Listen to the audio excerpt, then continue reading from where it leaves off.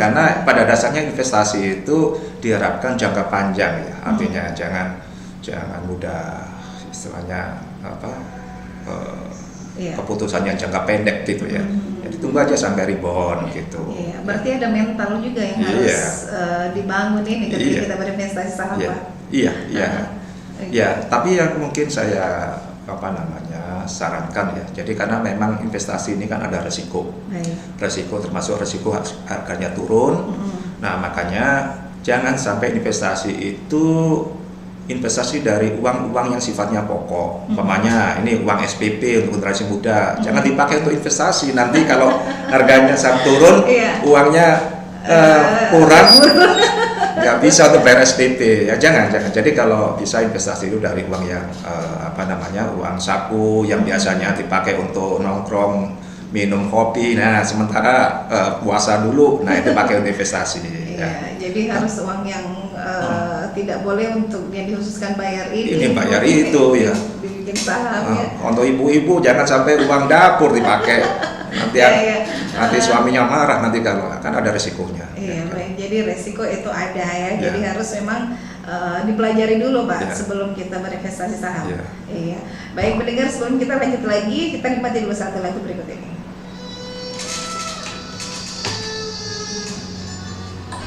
Minum dulu, Pak. Kasih lagu dulu. Gimana, Pak? Aman ya pertanyaannya, Pak ya? Ya. Ini ada yang tertinggal belum dijelaskan. Kalau kita kasih pemahaman ke pendengar ini yang ringan-ringan, Pak, soalnya.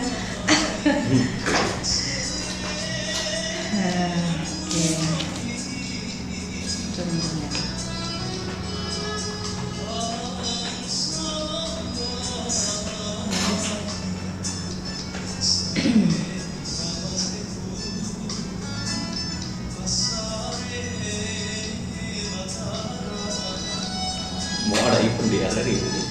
Mau ada event di PTK Pak, nasional itu seluruh, insya Allah nanti tanggal minggu depan itu direksi ke sini untuk ngecek di mana 2024 itu atau 2025? 2025 Pak, di bulan puasa nanti. Iya, Pak Fahmi nanti saya ngambil nomornya ya. Iya, sama Bapak untuk mungkin bisa diundang nanti ketika PTK nasional. Insya Allah mau kerjasama aja dengan kan Pak Menteri Agama kan orang sini, Pak. Iya. Asli Makassar, Bone. Iya. Kita tanggal 9-10 ke pondok pesantrennya beliau. Oh, di Bone, Pak. Bone. Oh, okay. Ada acara di sana. Ada acara di sana. Jadi suaranya di yang pesantrennya di Kendari kemarin itu ya bukti kita kan Konawe. Yang Konawe itu. Konawe, iya. Tuh, mesti disupport juga, Pak, program ini nasional ya. Insyaallah.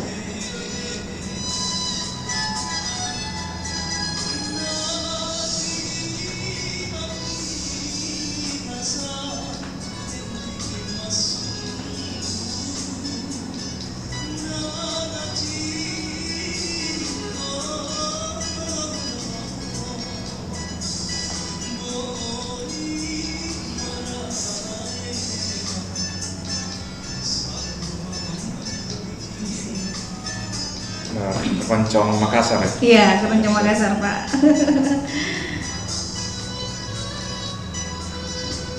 Kalau DDI Mangkosat masuk sih, Mbak. Iya. DDI Mangkosat Iya. Nonton yang Pak? bisa bagus sama-sama. Ada itu. Ibu Isma. Oh iya. Kan orang sana. Dekat rumah. Iya. Halo, tidak ada audionya, tapi bingung kayak mana input outputnya di sini. Mana ada ji? Tercolok ji, 2. Itu nih yang aku cari ini ausnya. Iya, di sini masuk di link anu 11-12 plus ini. 11-12 masuknya. Berapa wartawan yang kita bawa rencana?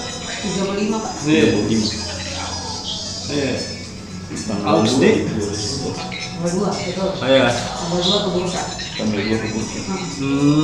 Iya, kedua-dua. Saya kemarin sekalian gubernur masih mungkin diunas makanya. Dua seleksi. Saya belum. Memang tahu Kak. Dua. Biasanya Yang masuk ke mixer ya. Yang masuk ke mixer dua. Aku datang di bercabang. yang handle. Yang di bawah satu. Di sana itu ini Pak. Dua. Kausar sekarang. Kausar. Iya. Di warna dua. Warna pink sama biru. Bukan Aji ya. Sekarang aja udah pindah Pak. Dulu tempatnya aja sekarang diganti sama Kausar sekarang. Mas Aji sekarang kayaknya di perdagangan deh sekarang Pak. Perdagangan. Iya. Dulu kalau wartawan itu pasti Mas Aji dulu. Iya.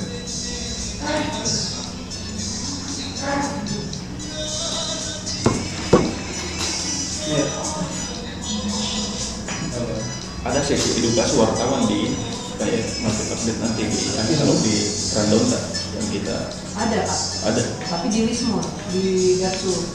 Oh enggak, di bursanya saya bilang pada saat kunjungan karena kan harus diajarkan nanti itu kalau memang ini Oh. settingannya di sana. Kayaknya kalau apa namanya ikut dengan jalur pembukaan pasar di situ sudah teragenda edukasi itu sudah Kak. Harus dimintakan itu ya. Iya karena kalau tidak khawatirnya mereka hanya persiapkan yang itu. Bukan persiapkan materi kalau memang ada kayak marketing atau apa Ini yang putar. yang kita Ini mau. juga. Baik, sahabat budaya, Anda masih bersama kami tentunya di program acara tematik RD ya, tentunya dengan bagaimana berinvestasi saham ya ini para generasi muda, generasi milenial. Iya, Pak ini Pak Mahfud ya, Pak Arif ya, Pak Arif. Iya, Pak Arif ini tadi sudah kita bahas tentang keterlibatan dari generasi milenial ya, dan juga ini bagaimana melanjutkan lagi keterkaitan dengan investasi saham, apakah ini bursa efek Indonesia juga dalam struktur pasar modal Indonesia ya. Nah ini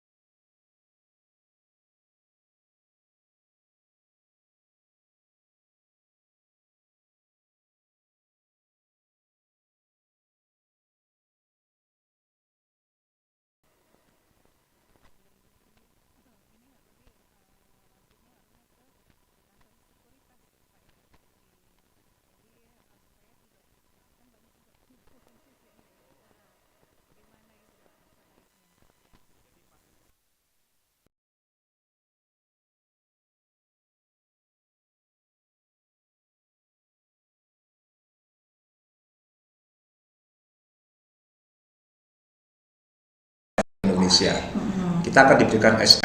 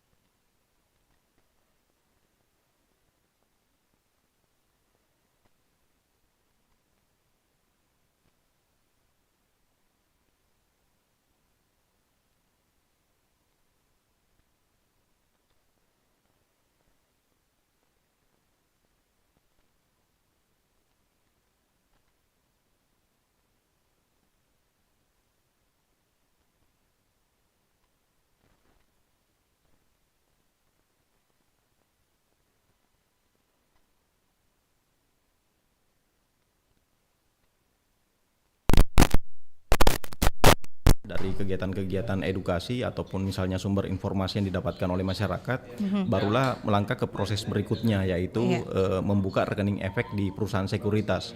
Di Makassar sendiri saat ini ada kurang lebih 17 perusahaan sekuritas ya, yang bisa dipilih oleh masyarakat untuk memulai berinvestasi saham dengan membuka rekening efek di perusahaan sekuritas tersebut. Nah, nanti ada prosesnya di sana, sama kalau kita mau buka rekening tabungan di bank. Itu kan kita harus memilih banknya dulu ya.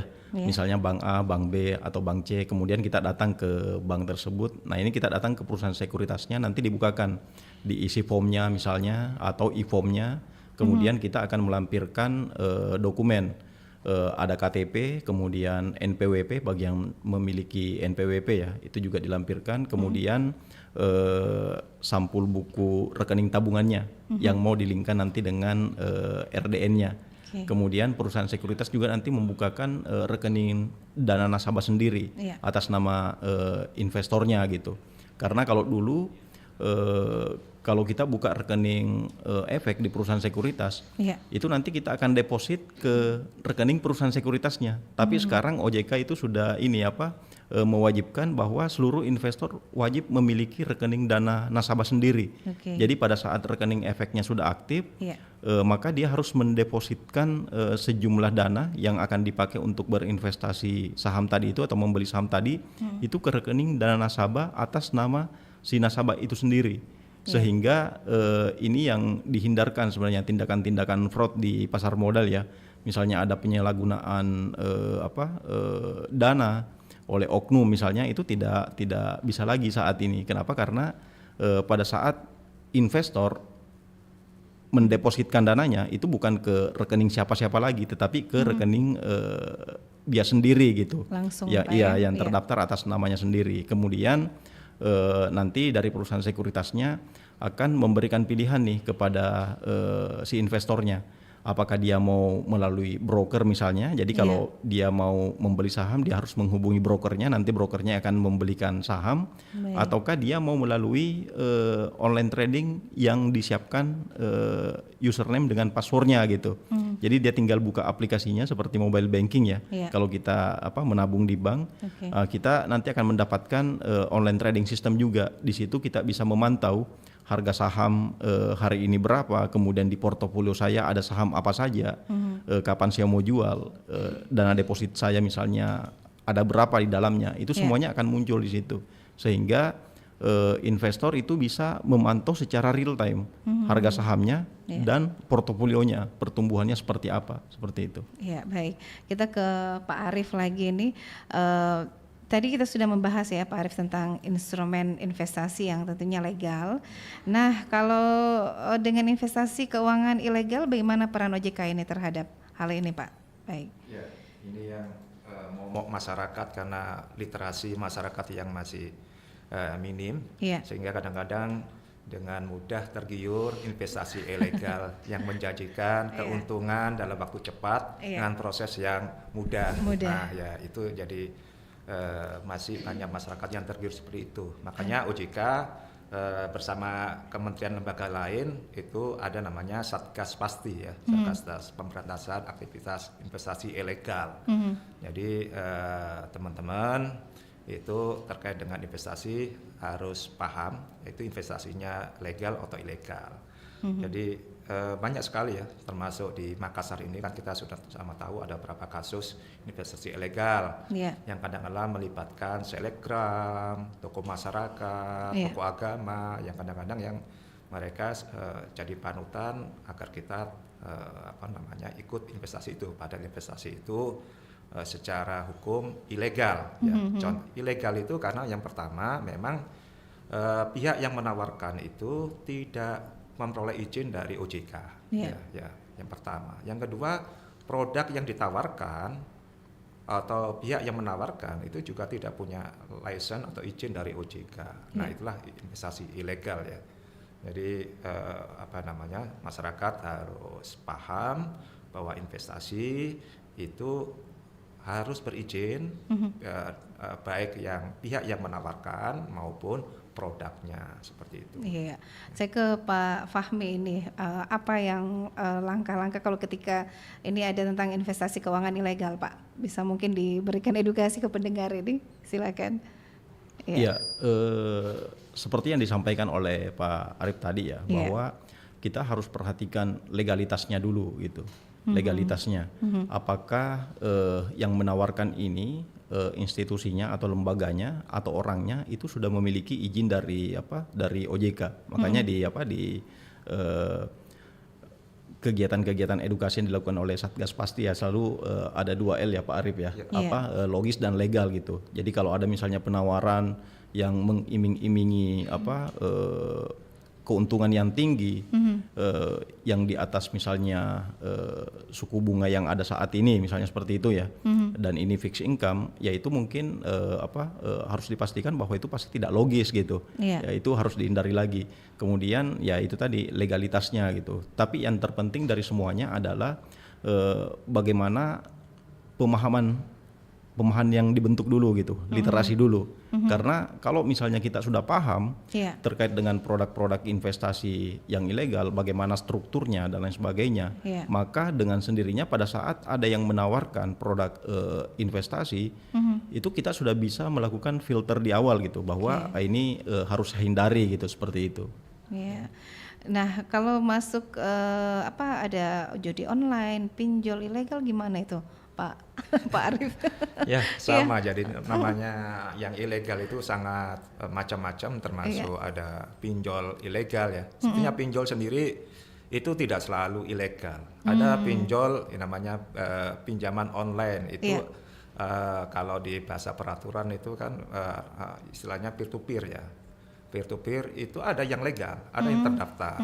Jadi kalau memang ada pinjol ilegal itu bisa dipastikan bahwa pihak yang menawarkan itu tidak tercatat di OJK. Tapi ada yang legal, yang tercatat di OJK ada. Kemudian judi online. Nah, ini juga yang saat ini marak terjadi dan masyarakat banyak yang menggunakan. Ini karena mungkin mau cari praktisnya, Pak. Iya, kadang-kadang kita hidup dalam kepingin kaya dalam waktu singkat, ada singkat ya. Nah, itu biasanya mimpi-mimpi yang seperti itu ya, khususnya generasi muda janganlah terjebak di dalam judi online ini, karena sudah banyak yang terjebak itu bukan hanya generasi muda. Saya baca berita kemarin anggota TNI dan Polri aja ribuan yang itu ya, yang menggunakan karena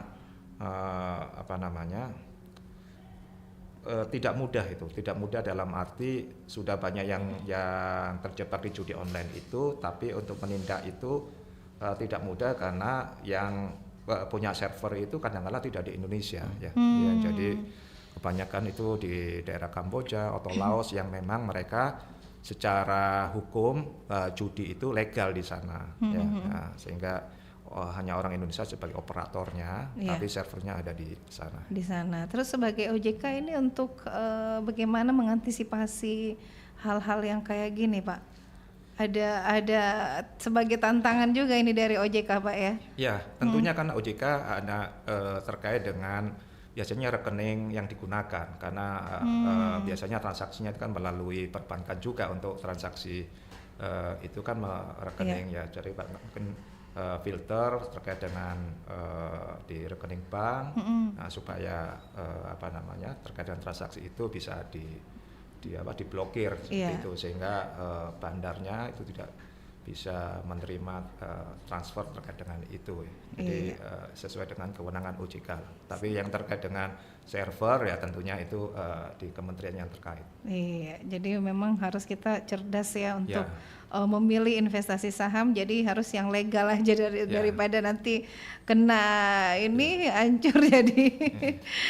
Ya banyak memang yang kena juga dengan judi online atau pinjol ini, Pak ya. Nah kemudian Pak Arif, ini bagaimana dengan saham syariah, ini bisa mungkin dijelaskan secara singkat, Pak? Saham syariah. Jadi saham syariah ini saya kemarin baru di WA sama mantan anak buah saya di Jakarta. Jadi OJK itu setiap tahun itu menerbitkan namanya daftar efek syariah 2 kali. Biasanya di bulan Mei sama di bulan November. Nah kemarin baru terbit daftar efek syariah yang baru ya. Nanti mungkin tanggal 1 akan dirilis di Bursa Efek ya, terkait yang sama. Jadi saham syariah itu saham yang memenuhi kriteria syariah gitu ya. Kriteria syariah antara lain bahwa perusahaan yang menerbitkan saham itu tidak terkait dengan aktivitas perbankan konvensional yang mengandung riba, demikian juga perusahaan pembiayaan yang mengandung riba, tidak melakukan aktivitas produksi minuman keras dan sebagainya. Nah, itu termasuk ada satu kriteria selain yang kualitatif tadi, ada kriteria kuantitatif, yaitu saat ini ya peraturan yang ada saat ini bahwa perusahaan yang mempunyai rasio keuangan utang berbasis bunga dibandingkan total aset tidak boleh lebih dari 45%. Yang satunya lagi pendapatan non halal dibandingkan total pendapatan tidak boleh lebih dari 10%. Seperti itu. Jadi kalau ada perusahaan yang memenuhi kriteria itu tidak melakukan kegiatan yang dilarang, rasionya di bawah ketentuan yang ada, maka sahamnya akan masuk saham syariah. Kalau di bursa itu list saham yang masuk syariah itu masuk namanya indeks saham syariah Indonesia. Jadi ada ISSI, itu adalah saham-saham yang masuk saham syariah. Oke. Ya, dari Pak Fahmi sendiri ini seperti apa ini saham syariah Pak Fahmi? Ya, kalau secara kriteria tadi sudah disampaikan oleh Pak Arief ya, dari usaha, kemudian dari rasio keuangannya juga sudah disampaikan tadi. Mungkin dari filterisasinya ya, kenapa saham tersebut masuk dalam kategori saham syariah. Jadi sebenarnya ada dua, ada yang melalui seleksi, kemudian ada yang melalui deklarasi oleh emitennya. Makanya mungkin ada dua gitu, ada saham syariah, ada emiten syariah. Kalau saham syariah adalah saham yang diseleksi gitu dari sesuai yang dikeluarkan oleh OJK ya, bersama DSN UI, itu daftar efek syariah. Maka semua saham-saham yang di dalamnya itu insya Allah pasti sudah syariah, sudah syariah berdasarkan kriteria yang disampaikan oleh Pak Arief tadi, seperti itu. Kemudian ada emiten yang memang di anggaran dasar perusahaannya itu mendeklarasikan bahwa mereka itu adalah emiten syariah. Contohnya misalnya kayak perbankan syariah, kayak BSI misalnya, seperti itu. Memang di anggaran dasar perusahaan itu memang sudah menyebutkan bahwa kami ini adalah emiten syariah, sehingga emiten syariah itu tidak perlu diseleksi lagi. Kenapa? Karena sudah dideklarasi di awal bahwa mereka ini adalah emiten syariah. Dan kalau emiten syariah itu sudah pasti ada DPS-nya juga di dalam ya. Yang melihat kelangsungan usaha syariahnya sudah seperti apa, memenuhi atau tidak, seperti itu. Nah, kemudian di Bursa Efek Indonesia tadi disampaikan oleh Pak Arief bahwa ada indeksnya ya, indeks saham syariah Indonesia, di mana konstituen yang ada dalamnya itu adalah seluruh saham-saham yang terdaftar di Bursa Efek Indonesia yang masuk dalam daftar efek syariah. Kemudian investor juga mempunyai kebutuhan informasi dari semua indeks saham syariah ini. Itu kan jumlahnya cukup banyak ya. Itu sekitar 60% dari semua saham yang terdaftar di Bursa Efek Indonesia yang masuk di konstituen IHSG itu masuk dalam kategori saham syariah yang masuk dalam isi tadi. Cuman kadang kan investor mau hanya melihat saham-saham yang misalnya yang paling liquid gitu, tetapi yang berbasis syariah. Nah, kita ada satu indeks sendiri yaitu JII, Jakarta Islamic Index. Jadi di situ difilter lagi dari seluruh saham syariah ini, itu hanya 70 saham yang paling liquid yang berkategori saham syariah. Kemudian ada juga indeks MES ya, di mana saham-saham MES BUMN, di mana saham-saham BUMN yang masuk dalam kategori saham syariah apa saja di dalamnya. Jadi ini lebih memudahkan investor dalam memilih saham-saham syariah yang akan dipilih sebagai instrumen investasinya. Kemudian mungkin juga untuk memudahkan investor yang mau berinvestasi saham syariah, perusahaan sekuritas juga sudah mengembangkan yang namanya online trading syariah, sehingga para investor ini itu tidak perlu repot lagi membuka siapa yang masuk dalam daftar efek syariah atau indeks saham syariah. Tetapi secara sistem itu sudah difilter gitu. Jadi misalnya saya buka rekening efek syariah, kemudian mendapatkan online trading syariahnya. Kalau saya masukkan misalnya saham yang tidak masuk dalam kategori saham syariah, maka sistem akan mereject gitu order pembelian tersebut. Kemudian biasa muncul pop up fatwa gitu bahwa saham yang kita transaksikan ini itu tidak masuk dalam indeks saham syariah dan tidak sesuai dengan fatwa DSN MUI. Itu biasanya bagian dari edukasi terkait dengan pasar modal syariah ini ada di aplikasi tersebut. Iya, jadi biasanya pendengar atau yang ingin berinvestasi saham syariah ini sudah ada linknya juga Pak ya, jadi sudah tidak usah diragukan lagi. Iya, mungkin ada yang mau ditambahkan Pak Arief ini? Ya, jadi kita di Makassar ini kan banyak yang concern syariah ya, mudah-mudahan banyak berinvestasi di saham-saham syariah. Jangan kalah sama rekan-rekan di Pulau Jawa yang sudah cukup banyak berinvestasi. Minggu lalu saya WA sama teman di Bursa Efek yang membawai divisi syariah, diadakan acara di Jogja, acara syariah investor saya tanya kapan diadakan di Makassar? Kapan diadakan di Makassar? Jawabannya ya bisa diadakan di Makassar kalau sudah masuk 5 besar investornya. Kita belum. Kita ini belum karena ini baru disosialisasikan atau gimana Pak? Jadi memang minat investor masih kalah dengan di Pulau Jawa sana. Jadi makanya kita bersama bursa dengan stakeholder yang lain mengkampanyekan mari kita berinvestasi ya, supaya sebagai kota besar, sebagai hub Indonesia, Makassar juga bisa masuk 5 besar investor syariah di Indonesia. Mungkin karena karakter orang Bugis Makassar ini untuk berinvestasi masih tidak terlalu paham Pak ya.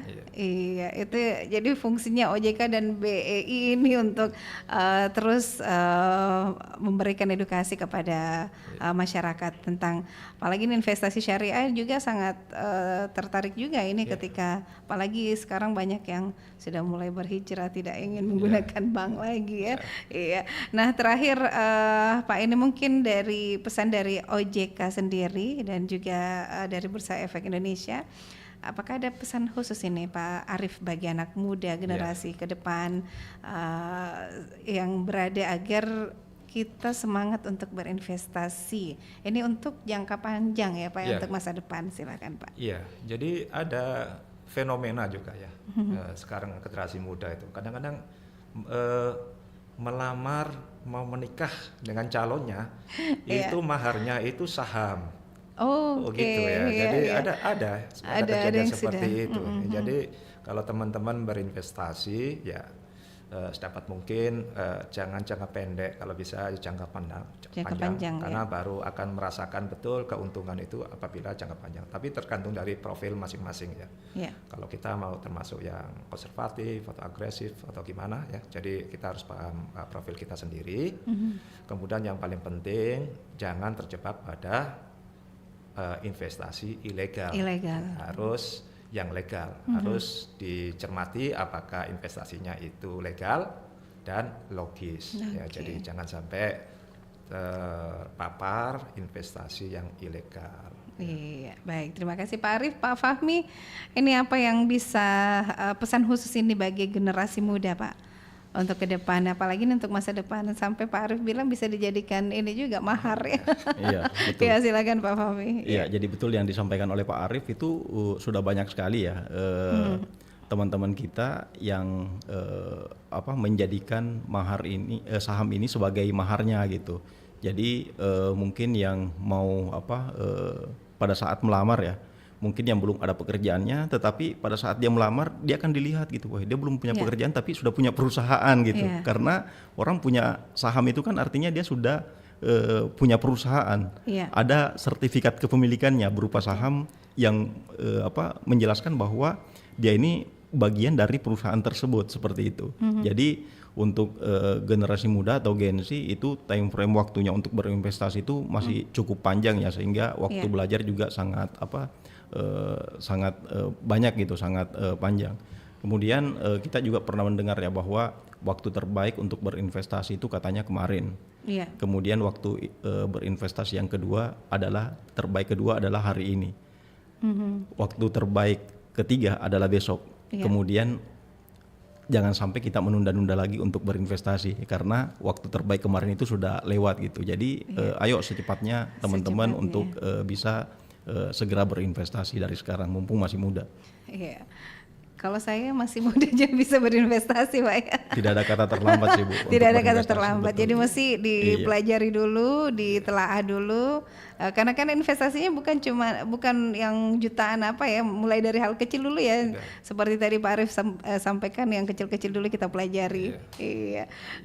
Oke. Ya, yang penting tahu prosesnya investasi supaya kita tidak terjebak pada investasi ilegal. Baik. Bisa dikonsultasikan ke OJK ya, Bu, iya. ke nomor telepon 021 157 atau WA 081 157 157 157. Nah, ya, ini kalau mau konsultasi terus ada pertanyaan ya untuk pendengar yang ingin berinvestasi saham, ini bisa dihubungi ke 021 157 dan WA-nya 081 157 157 157. Benar Pak ya? Ya, betul. Oke, baik. Nah, pendengar sahabat budaya, kebersamaan kita sudah habis ini Pak. Insya Allah di Sabtu depan ketemu lagi dengan berbagai penjelasan yang lain ya untuk para pendengar dan sahabat budaya. Dan terima kasih Pak Arif sebagai Direktur Kantor OJK Provinsi Sulsel dan Sulawesi Barat. Kemudian Pak Fahmi Amirullah, Kepala Kantor Perwakilan BEI Sulawesi Selatan. Terima kasih kehadirannya Bapak. Assalamualaikum warahmatullahi wabarakatuh. Waalaikumsalam warahmatullahi wabarakatuh.